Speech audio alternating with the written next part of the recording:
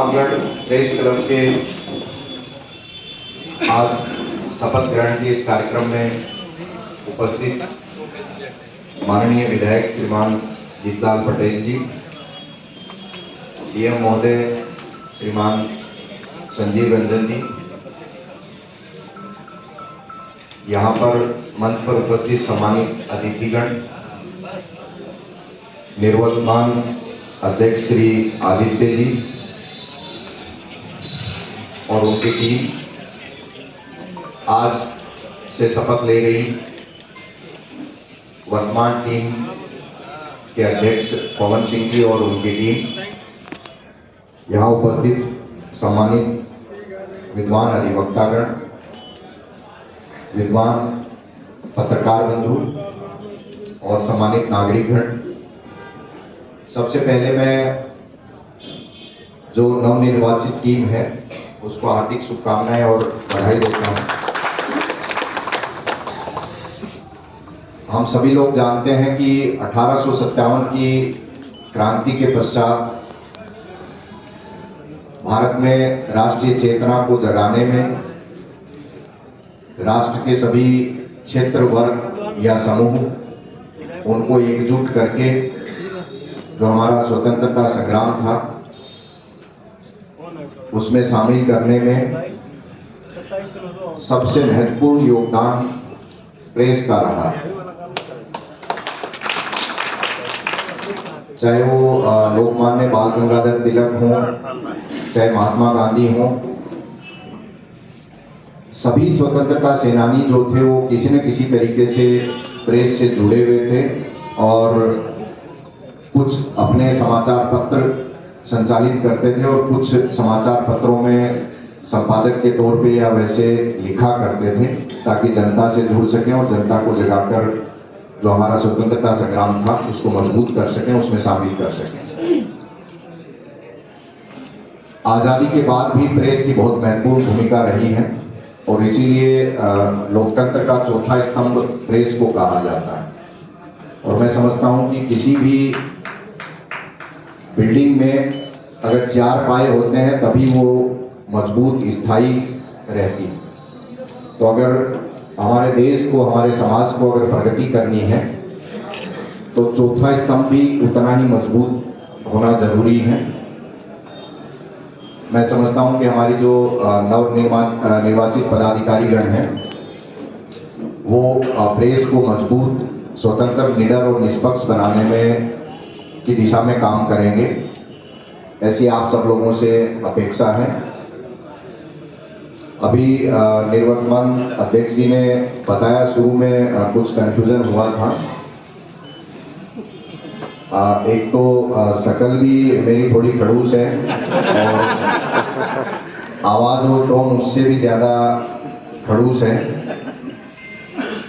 उसके बाद नौकरी कुछ इस तरह की है। ये सब फैक्टर मिला के लगता है कि अकड़ में या ईगो में है, बल्कि ऐसा नहीं है। मैं जिन जिलों में रहा हूँ वहाँ के जितने भी पत्रकार बंधु हैं, अगर आप उनसे बातचीत करेंगे और यहाँ भी जब फुर्सत के समय पे आप लोगों से संवाद होता है तब मैं समझता हूँ कि इस तरह की चीज़ें आप नहीं पाए होंगे। सम्मान वाली जो बात है उसमें देखिए, सम्मान हर किसी को अच्छा लगता है। ऐसा कोई इंसान नहीं है जो इस मोह माया से दूर रहने का दावा कर सके। लेकिन लोक सेवक के तौर पे मुझे कभी कभी ये महसूस होता है, क्रांतिकारी विचार मेरे दिमाग में आ जाता है कि सामने, जब मेरे सामने फरियादी बैठा है या किसी भी लोक सेवक के सामने अगर फरियादी बैठा है तो मान सम्मान की बजाय आपको उसको सुनना चाहिए,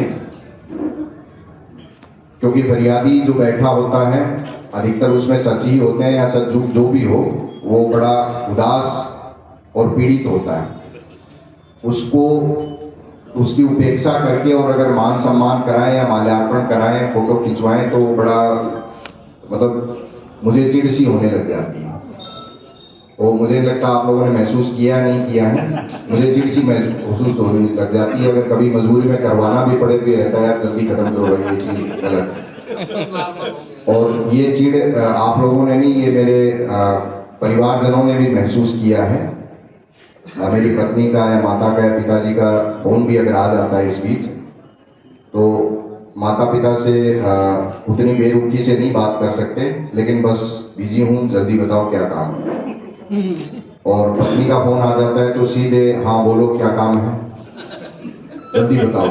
और अगर डिटेल बताना शुरू कर दिया उससे पहले कि ठीक है आप देख लो यार, पता है ना आपको मैं बिजी हूँ, इतना कह के और फोन काट के फिर फोन को फेंक देना, इस तरह की दिनचर्या हम लोगों की रहती है। तो मैं समझता हूँ कि आप इस चीज़ का बुरा नहीं मानेंगे, इस परिस्थिति को समझेंगे। और मैंने बताया है कि सुबह के समय या शाम के समय या फुर्सत का कुछ ऐसा समय होता है जब निश्चित तौर पे आप लोगों से मिलने में, बात करने में हमें खुशी होती है।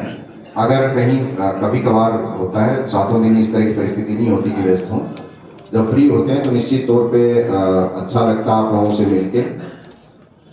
कभी कभी हम लोग खेल कूद या इस तरह का आयोजन भी इसीलिए करते हैं कि आप लोगों से संवाद हो सके, बातचीत हो सके। मैं समझता हूँ कि वो ऐसा समय है जिसका हम लोग आपस में सदुपयोग कर सकते हैं, सूचनाओं के आदान प्रदान में भी, या जो कंफ्यूजन है या किसी की अगर कोई समस्या उसको भी। और फ़ोन पे भी व्हाट्सएप के माध्यम से कम मैं सक्रिय रहने का प्रयास करता हूँ। तो संवाद में मैं आपको आश्वस्त करता हूँ किसी तरह की कोई कमी नहीं रहेगी। अंत में मैं पुनः जो नवनिर्वाचित पदाधिकारीगण हैं उनको हार्दिक बधाई और शुभकामनाएं देता हूं।